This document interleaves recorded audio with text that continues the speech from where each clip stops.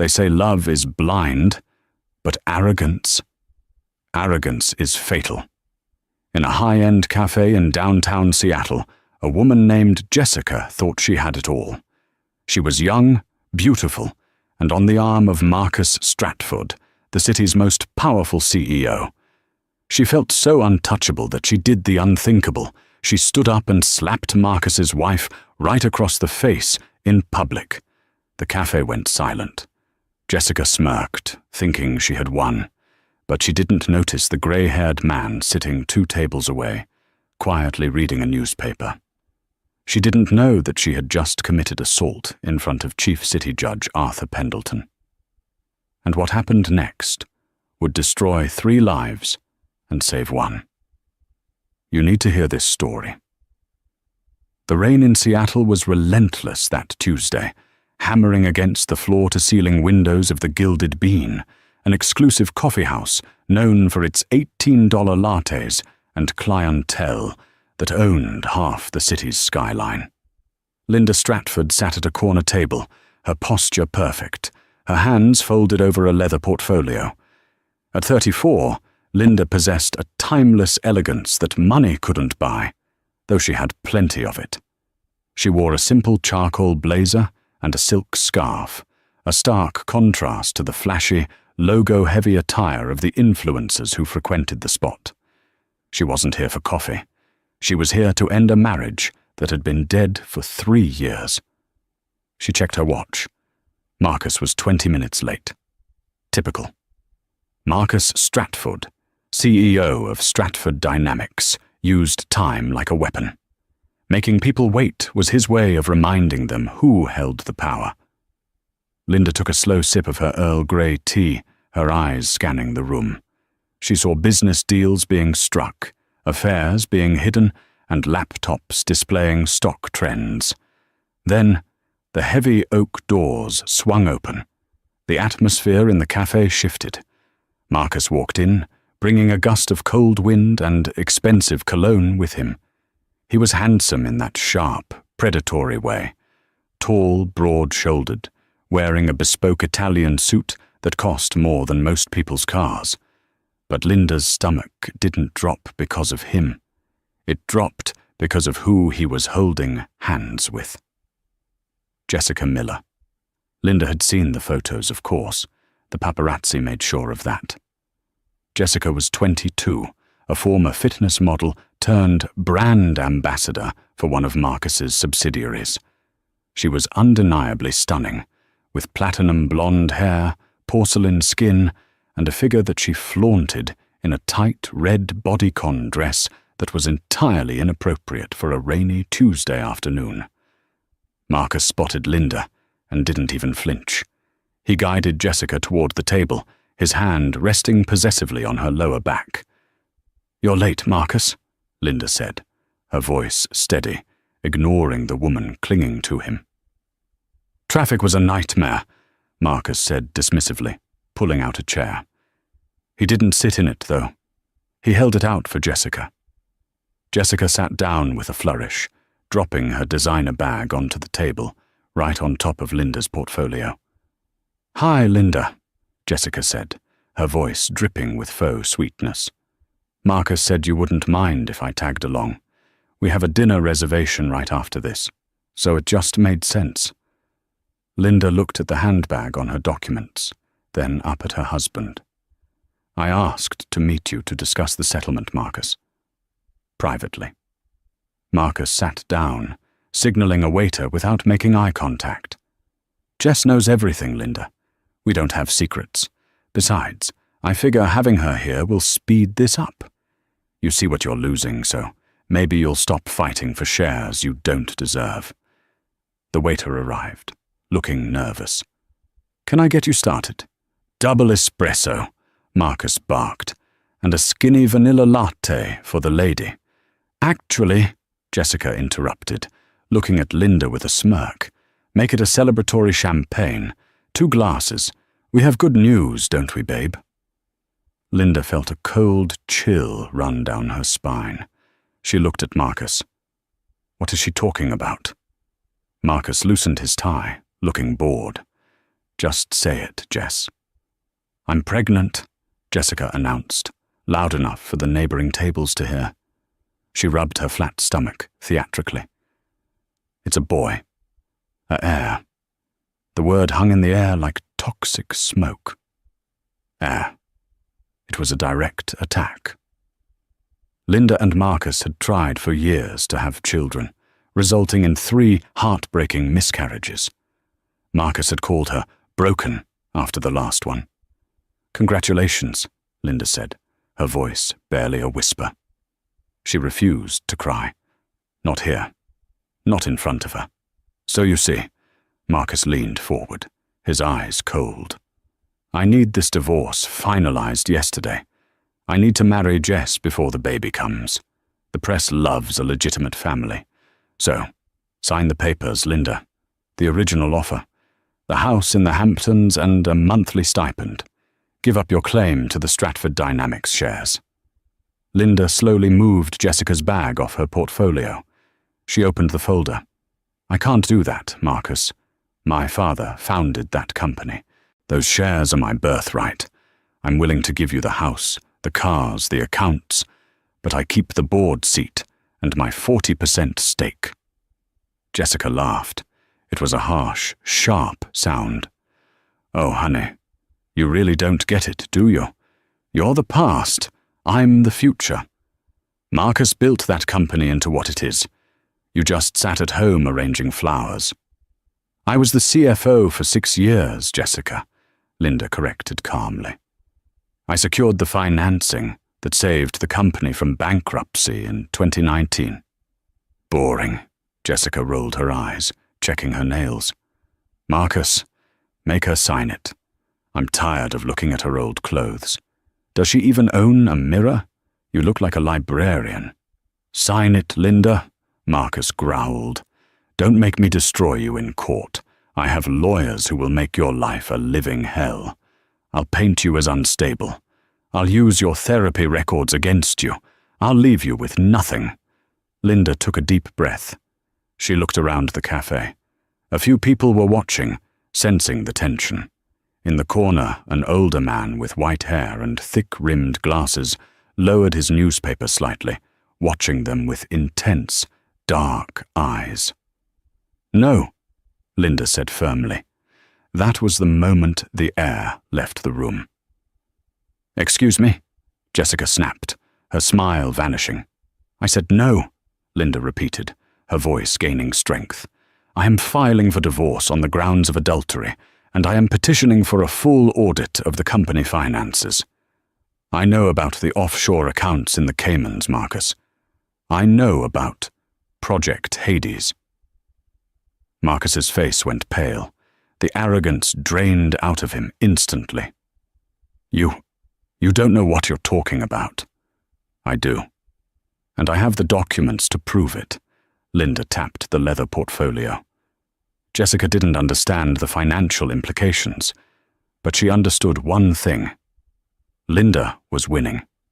Linda was looking down on her.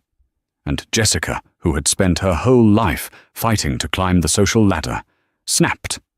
She stood up abruptly, her chair screeching against the floor. "You shut up! You jealous, barren witch!" The cafe went dead silent. The espresso machine stopped hissing. The low murmur of conversations vanished. "Sit down, Jessica," Marcus hissed, grabbing her wrist. "Not here." "No!" Jessica yanked her arm away. She loomed over Linda, who remained seated, looking up with a mixture of pity and resolve. "You think you're better than me.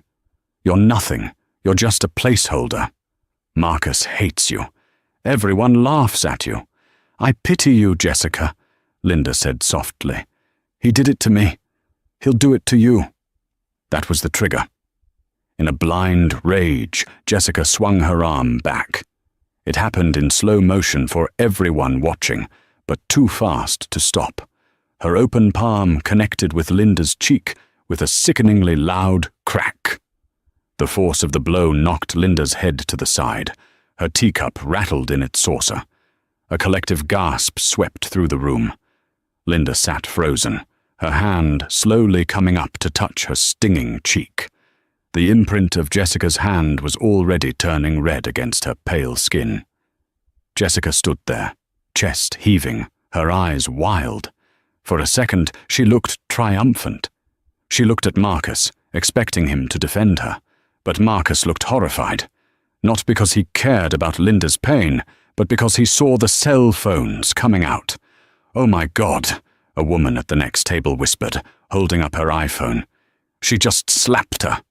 You hit me," Linda said, her voice trembling, not with fear, but with shock.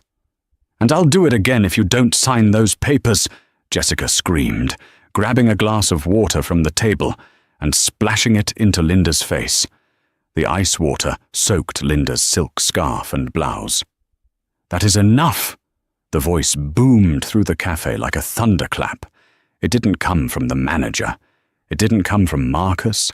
It came from the corner table. The older man with the white hair stood up. He wasn't particularly tall, and he wore a modest tweed jacket, but he carried an aura of authority that made the air feel heavy. He folded his newspaper neatly, the Financial Times, and placed it on the table. Marcus looked over, annoyed. "Mind your own business, old man. This is a family matter." The man didn't blink.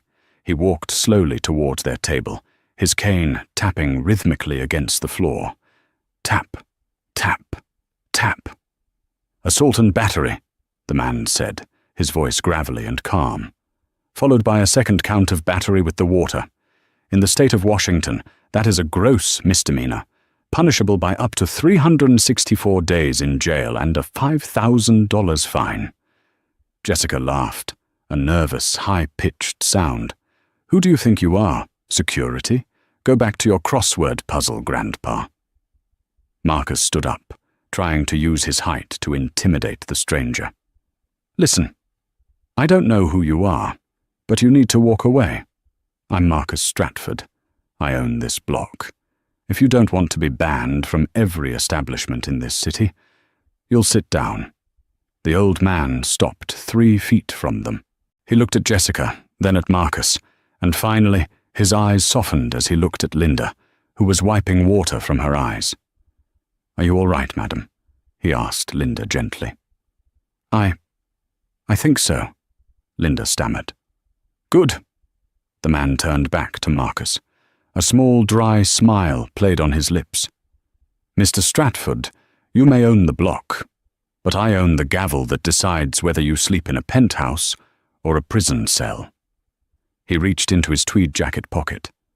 Marcus flinched, thinking it was a weapon, but the man simply pulled out a leather wallet and flipped it open. A gold badge caught the overhead lights. "I am Chief City Judge Arthur H. Pendleton," he said, his voice ringing with absolute power. "And I believe your mistress just committed a violent crime in my jurisdiction, and you, Mr. Stratford, just attempted to intimidate a witness." Marcus's face went from red to ghost white. Everyone in the legal world knew the name Pendleton. He was the hanging judge of Seattle, the man who had put away the frantic mob boss of the Rossi family 3 years ago, the man who was known for having zero tolerance for the arrogance of the wealthy. And Jessica just looked confused. "Judge? So what? My boyfriend can buy you." The silence that followed was deafening. Even Marcus looked at Jessica with pure terror. She had just tried to bribe Arthur Pendleton. Judge Pendleton let out a short, dark chuckle. He pulled out his phone. "Officer Davies?" He spoke into the phone without breaking eye contact with Marcus. "This is Judge Pendleton. I'm at the Gilded Bean on 4th. I need a patrol car immediately. I have a 1031 in progress. Assault. And bring the corruption unit. We have an attempted bribery of a judicial official." He hung up and looked at Jessica.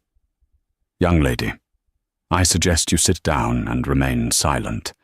You have already dug your grave. Stop trying to bury yourself in it." The 10 minutes between Judge Pendleton's phone call and the arrival of the Seattle Police Department were the longest of Marcus Stratford's life. In the business world, Marcus was a shark. He ate competitors for breakfast, but in the silence of the Gilded Bean, stripped of his boardrooms and his assistants, he was paralyzed. He watched as customers held up their phones, recording every second. He knew with a sickening certainty that his stock price was dropping with every frame being captured. Jessica, however, was still operating under a delusion of grandeur. She was reapplying her lipstick. "Marcus, stop sweating," she whispered, loud enough for the judge to hear. "It's a misdemeanor. I'll pay the fine. We'll sue this old geezer for harassment later." Judge Pendleton didn't look up from his phone. He was calmly typing a note. "Ms. Miller, I would save your breath. You're going to need it to explain to the booking officer why you assaulted a woman in public." Two uniformed officers entered the cafe, followed closely by a woman in a trench coat, Detective Sarah Miller, no relation, known in the precinct for her no-nonsense attitude toward domestic disputes. "Judge Pendleton," Detective Miller nodded respectfully, ignoring Marcus entirely. "We got the call. What's the situation?" "Simple assault, Detective. Witnessed by myself and 12 other patrons. The victim is Mrs. Stratford there." Pendleton pointed his cane at Linda. "The aggressor is that woman in the red dress. She also attempted to bribe a judicial officer." Detective Miller turned to Jessica. Her face was stone cold. "Ma'am, please stand up and place your hands behind your back." Jessica laughed, expecting Marcus to intervene. She looked at him. "Babe, tell them." Marcus stared at the floor.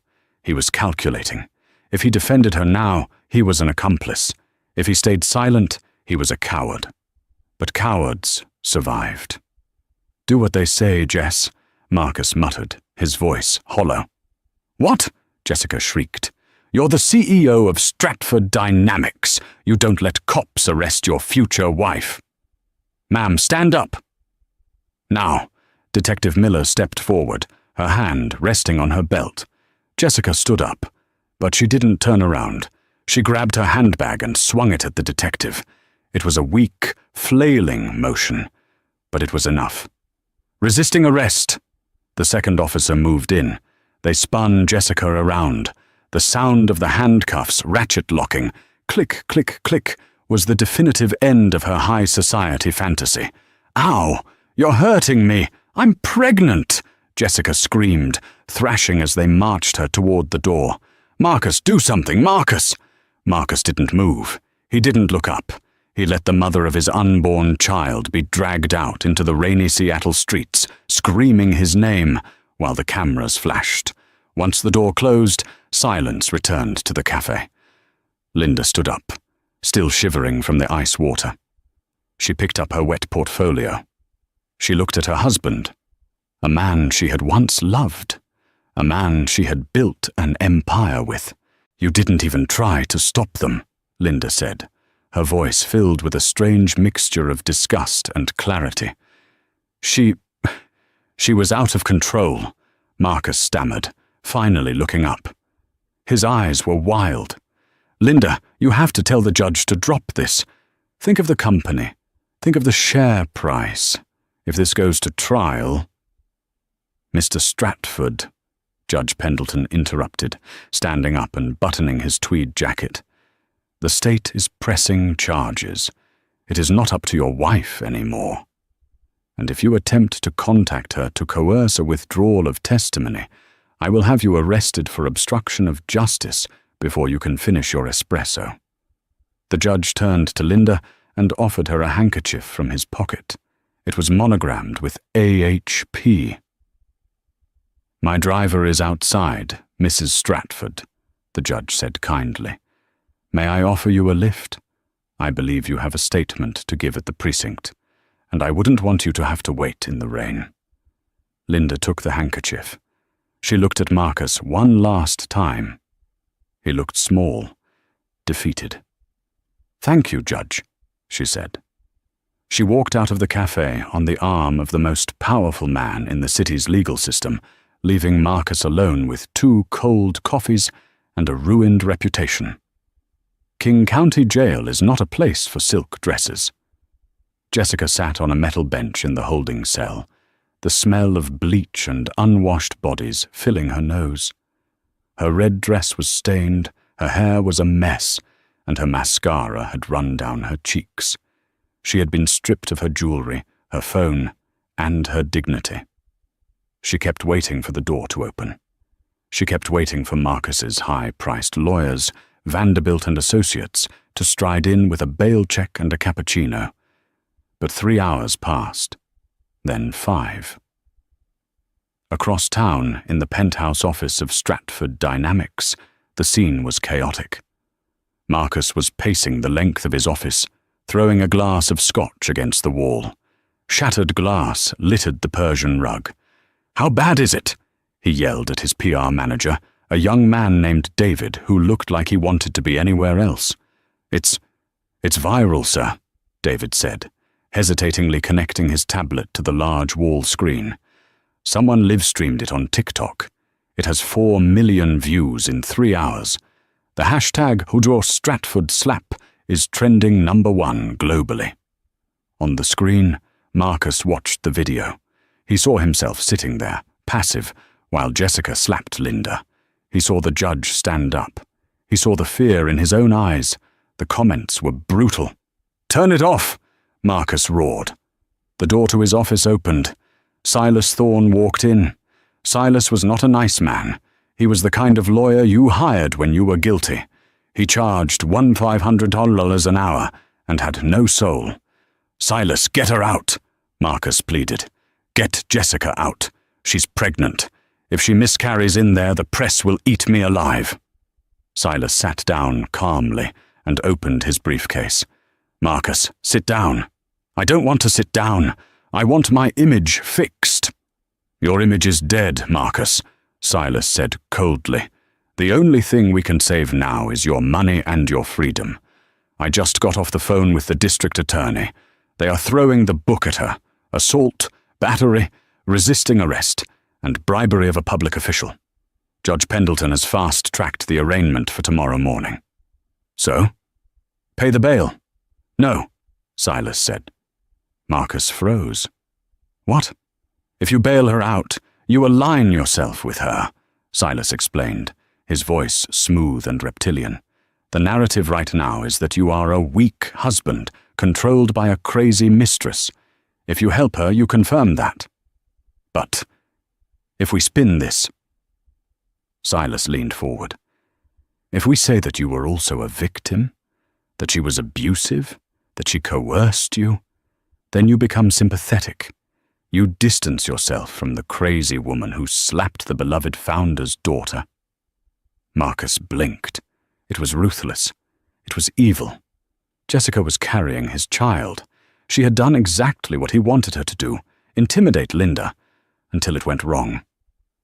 "But the baby," Marcus whispered. "We can deal with custody later," Silas shrugged. "Right now you have to choose. Do you want to save your mistress, or do you want to save your CEO position? Because the board is meeting in emergency session tomorrow at noon. If you are linked to her, they will fire you." Marcus looked out the window at the rainy city. He thought about his power. He thought about his money. "She's on her own," Marcus said softly. The Seattle Municipal Court, Department 3, was packed. Reporters lined the benches. Sketch artists were sharpening their pencils, and the gallery was full of curious onlookers. Linda sat in the front row, wearing a modest navy dress. Her cheek was slightly bruised, a visual reminder of the violence. Next to her sat a victim's advocate provided by the state. When the bailiff announced, "All rise," the room stood. Judge Arthur Pendleton walked in, but he wasn't presiding. Since he was a witness, he had recused himself. The presiding judge was the Honorable Sarah Chen, a woman known for being fair but stern. "Case number 49204, the City of Seattle versus Jessica Miller," the clerk announced.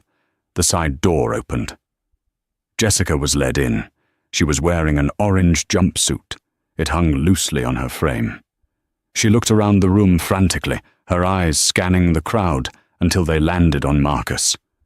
Marcus was sitting 3 rows back, wearing dark sunglasses inside the courtroom. Jessica's face lit up with relief. She smiled at him, a desperate, pleading smile. She thought he was there to save her. Miss Miller, you are charged with assault in the 4th degree, battery and attempted bribery. Judge Chen read the docket. How do you plead? Jessica looked at the empty table next to her. Where is my lawyer? Marcus, where is Silas? Marcus stared straight ahead. He didn't move. A young man in an ill-fitting suit stood up from the defense table. Your Honor, I am Greg Finkel from the Public Defender's Office.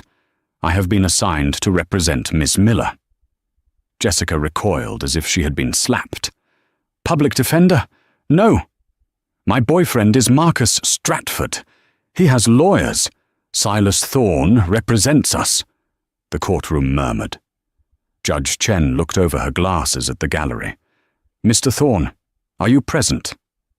Silas Thorne stood up from the back of the room, smoothing his suit. Your Honor, I am present. However, I am here representing Mr. Marcus Stratford as an interested party.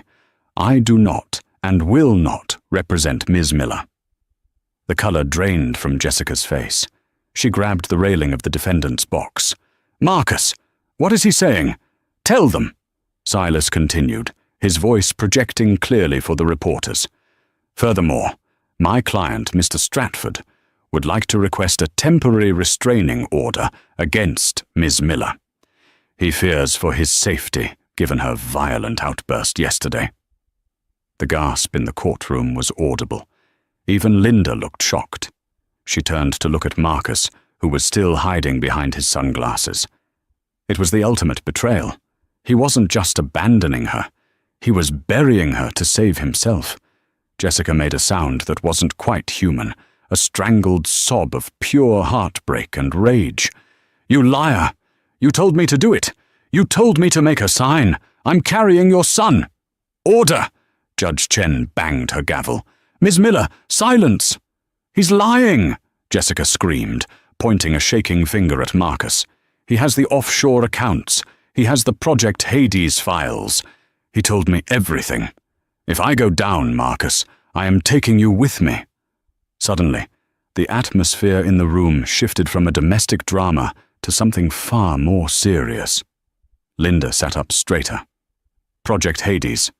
Jessica had mentioned it in the cafe, but saying it on the record in open court changed everything. Judge Chen narrowed her eyes. She looked at the prosecutor. Bail is set at $500,000. Defendant is considered a flight risk. Remand to custody. No! Marcus! Jessica screamed as the bailiffs grabbed her arms. She was dragged out, kicking and screaming, her eyes locked on the man who had promised her the world and given her a prison cell. As the doors closed on Jessica, Marcus stood up to leave, thinking he had successfully severed the tie. He turned to exit the courtroom, surrounded by his security. But the path was blocked. Standing in the aisle, leaning on his cane, was Judge Pendleton, the witness. Next to him was a tall, severe-looking man in a grey suit. Going somewhere, Mr. Stratford? Pendleton asked pleasantly. Out of my way, Arthur, Marcus growled. I'm afraid I can't do that. Pendleton smiled. He gestured to the man beside him. Marcus, I'd like you to meet Special Agent Davison from the FBI's Financial Crimes Division. Agent Davison stepped forward, holding a folded piece of paper. Marcus Stratford, you are under arrest for securities fraud, embezzlement, and money laundering. Ms. Miller's outburst in the cafe gave us probable cause to seize her phone. And unlike you, she didn't delete her text history. We have the Project Hades documents. Marcus's sunglasses fell off his face. The press photographers who thought the show was over suddenly started flashing their cameras again. The blinding lights captured the exact moment the CEO realized his wife had won. 6 months later, the federal courthouse in Seattle looked more like a movie premiere than a legal proceeding. Vans with satellite dishes lined the streets. Project Hades had become the biggest financial scandal of the decade. Inside, Marcus Stratford sat at the defendant's table. He looked 10 years older. His hair was thinning, and the bespoke Italian suits had been replaced by a modest department store blazer, a suggestion by his legal team to make him look humble. It wasn't working. The prosecutor, a sharp-witted woman named AUSA Reynolds, stood up. The prosecution calls its star witness to the stand, Ms. Jessica Miller. The doors opened. The gallery craned their necks.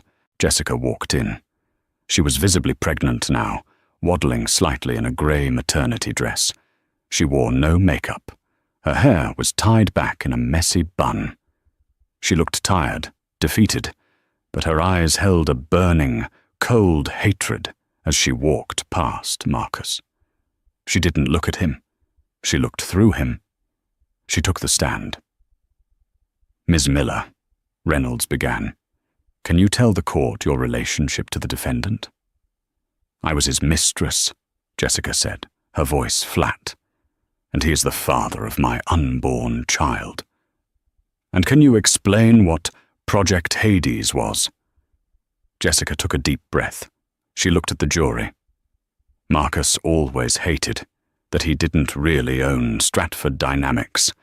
Linda, his wife, owned the controlling interest because her father founded it. Marcus was just an employee with a fancy title. He hated that she had the power. Marcus's lawyer jumped up. "Objection! Hearsay!" "Overruled," the judge said. "Continue." "Project Hades was a plan to bankrupt the company intentionally," Jessica explained. "Marcus set up 3 shell companies in the Cayman Islands. He was transferring the company's most valuable patents, the AI drone technology and the medical imaging software, to these shell companies for pennies. He was selling billion-dollar assets for 100 to companies he secretly owned." The jury gasped. "Why?" Reynolds asked. "Because he wanted the stock price of Stratford Dynamics to crash to 0, Jessica said, a tear sliding down her cheek. "He wanted to make Linda's shares worthless. He wanted to destroy her inheritance. Once the company was bankrupt, he planned to buy the assets back with his new company and become a billionaire on his own, leaving Linda with nothing but debt." "And how do you know this?" "Because he made me the signatory on the Cayman accounts." Jessica pointed a trembling finger at Marcus. "He told me it was a tax loophole for our retirement fund. He used me. He put my name on the crimes, so if he got caught, I would take the fall." Reynolds walked over to the evidence table and picked up a blown-up printout of a text message. "Ms. Miller, please read this text message sent from the defendant's phone to yours on the night of the incident at the cafe." Jessica squinted at the screen. Her voice shook as she read it aloud. "Keep stalling her. Once she signs the divorce papers, trigger the sell-off. By Monday morning, she'll be the queen of nothing. And if she doesn't sign, we make her look crazy. Destroy her." Silence filled the courtroom. It was the smoking gun. It wasn't just fraud. It was a malicious, calculated conspiracy to ruin a woman's life. Marcus put his head in his hands. He knew it was over. Silas Thorne, his expensive lawyer, was already packing up his briefcase, looking at his watch. Even he knew there was no coming back from that. The cross-examination. The air in the federal courtroom was stale, recycled, and thick with tension.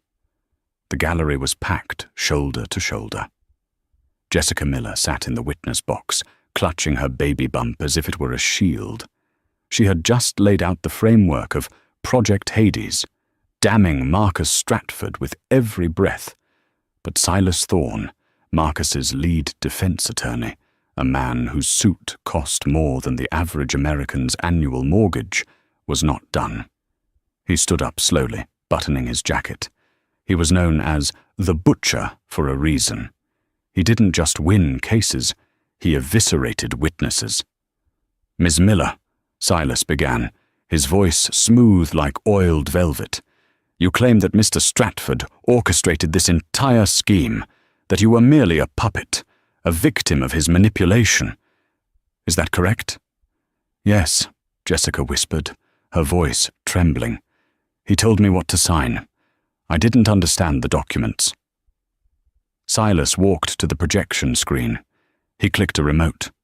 A photograph appeared. It showed Jessica on a yacht in the Mediterranean, wearing diamond earrings that dragged her earlobes down, laughing with a glass of champagne in hand. This photo was taken 3 days after the first shell company, Hades Holdings Limited, was incorporated in the Cayman Islands. "You look quite happy for a victim, Miss Miller." I didn't know then," she stammered. "Didn't know?" Silas scoffed. He clicked the remote again. A magnified email appeared on the screen. "This is an email from your personal account to a luxury real estate agent in Zurich. Dated November 14th. Subject line, retirement plans. In it you write, make sure the villa is secluded. Once the SD stock crashes, we will be bringing a significant amount of liquid cash over." The courtroom erupted in murmurs. Linda, sitting in the front row, remained statue still, though her knuckles were white as she gripped her purse. Silas turned to the jury, his eyes gleaming. "Once the stock crashes." "Those are your words, Miss Miller, not Marcus's. You weren't a puppet. You were a partner. You were the one pushing for the timeline to be accelerated because you wanted that villa in Zurich. You weren't afraid of Marcus Stratford. You were greedy." "No," Jessica sobbed, looking frantically at the jury. "He made me write it. He dictated it." And yet, Silas leaned in over the witness railing, invading her space. "You were the one who slapped Mrs. Stratford in the cafe. You were the one who initiated violence. Tell me, Ms. Miller, is it possible that you are testifying against Mr. Stratford today, not because you want justice, but because he refused to leave his wife for you? Is this revenge?" "He promised me," Jessica screamed, cracking under the pressure. "He promised me the world. He said Linda was a boring, barren waste of space, and that I was his queen." The silence that followed was absolute. Silas smiled. He had what he wanted. He had painted Jessica as unstable and vindictive. "No further questions, Your Honor." The surprise witness. The prosecution looked shaken. Jessica's credibility was tattered. Marcus sat at the defense table, a smug grin slowly spreading across his face. He thought he had won. He thought Silas had saved him. But AUSA Reynolds stood up, her face grim. The prosecution calls its final witness, Linda Stratford. Marcus's grin vanished. Linda took the stand. She didn't look like the victim anymore. She wore a white suit, sharp and immaculate. She raised her right hand and swore to tell the truth. "Mrs. Stratford," Reynolds asked gently, "when did you first suspect your husband was defrauding the company?" Linda adjusted the microphone. Her voice was clear, ringing like a bell through the silent room. "I didn't suspect. I knew. For 2 years." The jury looked confused. Even Marcus looked shocked. "Explain," Reynolds said. "My father built Stratford Dynamics on transparency," Linda said, looking directly at Marcus. "When I stepped down as CFO to focus on our attempts to start a family, I kept my access codes. I monitored the servers. I saw the data packets being rerouted to the Caymans." "Why didn't you stop him sooner?" "Because I needed the full picture," Linda said. "If I had acted too early, Marcus would have claimed it was a clerical error. He would have fired a few accountants and kept his job. I needed him to complete the transaction. I needed him to sign the transfer of the AI patents. I watched him steal from my family for 24 months, waiting for him to cross the line of no return. She reached into her blazer and pulled out a small encrypted USB drive. This, Linda held it up, is the digital key to the server known as Tartarus. It's the hidden backup server Marcus installed in the basement of our vacation home. He thought it was offline. It wasn't. It recorded every keystroke he made. It recorded him logging into the Cayman accounts. It recorded him searching for non-extradition countries. She turned her gaze to Marcus. It wasn't anger in her eyes. It was pity. You thought I was just a housewife arranging flowers, Marcus. You forgot that I taught you how to read a balance sheet. The blood drained from Marcus's face. Silas Thorne stopped packing his briefcase. He slumped in his chair. The Tartarus drive was the nail in the coffin. Jessica's testimony was hearsay. Linda's drive was hard, mathematical proof. The verdict. The jury deliberated for 3 days. The wait was agonizing. The press camped outside, speculating on the fall of the tech king and his Insta-model mistress. On the 4th morning, the sky was a bruised purple over Seattle. The courtroom was sealed. "Will the defendant please rise?" Judge Chen commanded. Marcus stood up. His legs were shaking so badly he had to lean on the table. Jessica stood a few feet away, weeping silently. On count 1, conspiracy to commit securities fraud. Guilty. Marcus flinched as if he'd been punched. On count 2, wire fraud. Guilty. On count 3, money laundering. Guilty. The word rang out, again and again. 24 counts, 24 guilties. The judge removed her glasses. She looked at Marcus with profound disdain. "Mr. Stratford," she said, her voice echoing, "you were given a life most people only dream of. You had wealth, influence, and a partner who supported you.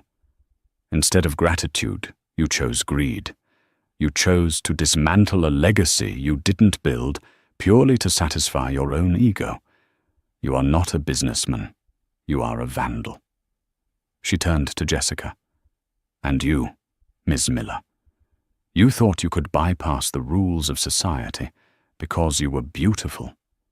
You participated in the destruction of a family and a company. Your pregnancy is the only reason you are not going to a maximum security facility." The sentencing. Marcus Stratford, I sentence you to 25 years in federal prison without the possibility of parole for at least 20 years. You are also ordered to pay restitution in the amount of $450 million. Jessica Miller, I sentence you to 4 years in federal prison. Upon the birth of your child, custody will be transferred to the state, as you have no fit family members to take guardianship. The gavel banged. It sounded like a gunshot. "No!" Jessica screamed, collapsing into the arms of the bailiffs. "My baby! You can't take my baby! Marcus, do something!" Marcus didn't move. The marshals grabbed his arms. He looked back at Linda one last time. He opened his mouth to speak, perhaps to beg, perhaps to apologize. But Linda simply stood up, turned her back, and walked out of the courtroom. She didn't look back. The door closed, shutting out his screams. The boardroom purge. 2 weeks later, the rain was lashing against the windows of the Stratford Dynamics skyscraper. But inside, the atmosphere was electric. Linda walked into the boardroom. The room was full of men, the old guard. These were the board members who had looked the other way, while Marcus raided the coffers, the ones who had laughed at Linda's quaint ideas in the past. They all stood up as she entered, but their smiles were nervous. "Sit," Linda commanded. She didn't sit. She paced the length of the table. "Gentlemen," she began, "for 3 years you watched my husband bleed this company dry. You took your bonuses. You enjoyed your company retreats. You thought that as long as the stock price held, nothing mattered. Now, Linda, a balding man named Mr. Henderson stammered. We didn't know the extent. You didn't look. Linda slammed a file onto the table. Negligence is the same as complicity. I have reviewed the bylaws of this corporation. As the majority shareholder, holding the reclaimed 51% stake, I am exercising my right to restructure. She pointed to the door.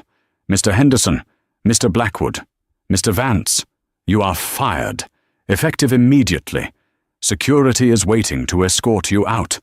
Your severance packages have been denied due to gross breach of fiduciary duty. You can't do this, Henderson sputtered, his face turning purple. We built this place. My father built this place, Linda said, her voice like ice. You just infested it. Get out. They left, grumbling and defeated. The remaining board members, younger, more innovative and terrified, looked at Linda with newfound respect. Now, Linda sat at the head of the table. Let's get to work. We have a reputation to rebuild. I want a full rebrand, and I want Project Hades reversed. The drone technology stays here. It will be used for search and rescue, not sold off for parts. The secret nursery. 6 months passed. The scandal faded from the headlines, replaced by the news of Stratford Dynamics' miraculous turnaround under its new female CEO. But Linda had a secret. Every month, on the 3rd Tuesday, she drove her modest sedan to a quiet suburb outside of Seattle.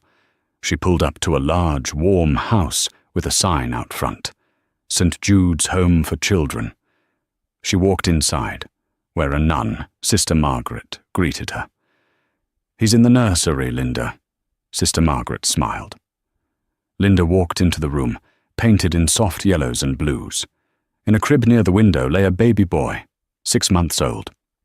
He had blonde fuzz for hair, Jessica's hair, but he had the dark, intense eyes of Marcus. His name was Leo. Linda reached down and picked him up. The baby cooed, grabbing her finger with his tiny fist. Technically, Leo was a ward of the state. Jessica was in prison. Marcus was in a Supermax facility in Colorado. The baby had no one. When the state had prepared to send Leo to an overcrowded foster system, Linda had intervened. She couldn't adopt him. The psychological scars were too fresh, and the press would have a field day if the victim raised the mistress's child. It would be too confusing for the boy, but she could ensure he was safe. Linda had set up a blind trust, the Phoenix Trust. It paid for Leo's private care at St. Jude's. It would pay for the best boarding schools. It would pay for his university. He would never know poverty.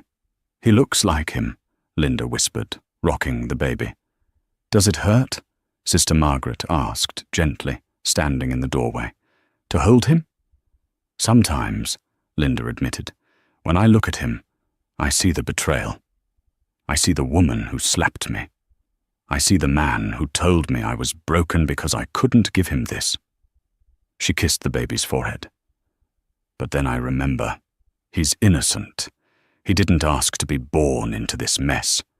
If I leave him to the system, the cycle of hate continues. Marcus was a monster because his father was a monster. I have to break the wheel. She placed the sleeping baby back in the crib. She tucked a small teddy bear next to him. Goodbye, Leo, she whispered.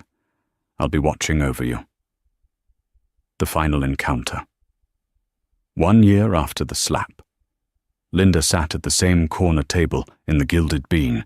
The staff treated her like royalty now, not because she demanded it, but because she had saved the company that employed half the city.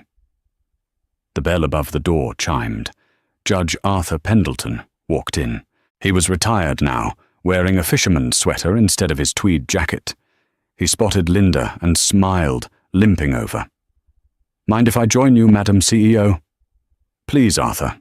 Linda gestured to the chair. I ordered you a scone. Blueberry. The judge sat down, looking delighted. You remembered. I remember everything. Linda smiled.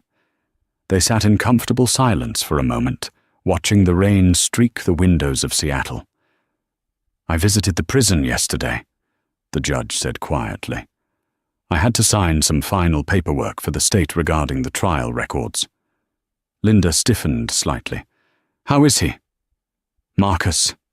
He's diminished, the judge said, buttering his scone. He spends his days in the law library, trying to find a loophole for an appeal. He still thinks he's the smartest man in the room. He doesn't realize the room has locked him out. And her? Linda asked. Jessica. She's having a harder time. Reality is a harsh teacher. But she's taking GED classes. Maybe there is hope for her yet. The judge looked at Linda. His dark, intelligent eyes seemed to pierce right through her. You know, Linda, in 40 years on the bench, I saw thousands of cases.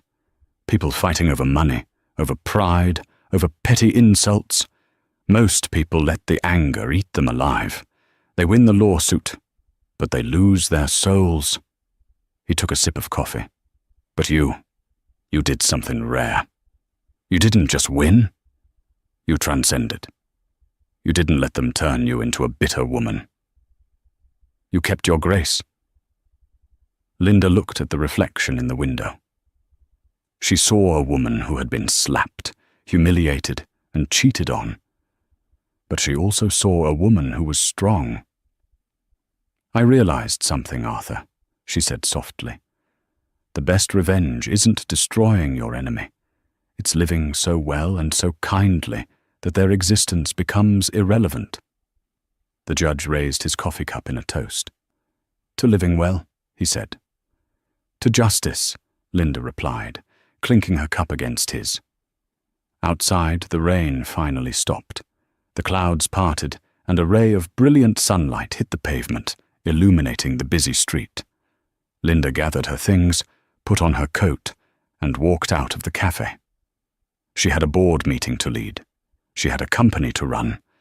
And she had a future that was entirely, wonderfully, her own. As we close the file on the Stratford case, we are left with a chilling reminder of how quickly a life can unravel. It is terrifying to think that an entire empire, billions of dollars, decades of legacy, and 3 human lives was dismantled in the span of 30 seconds inside a coffee shop.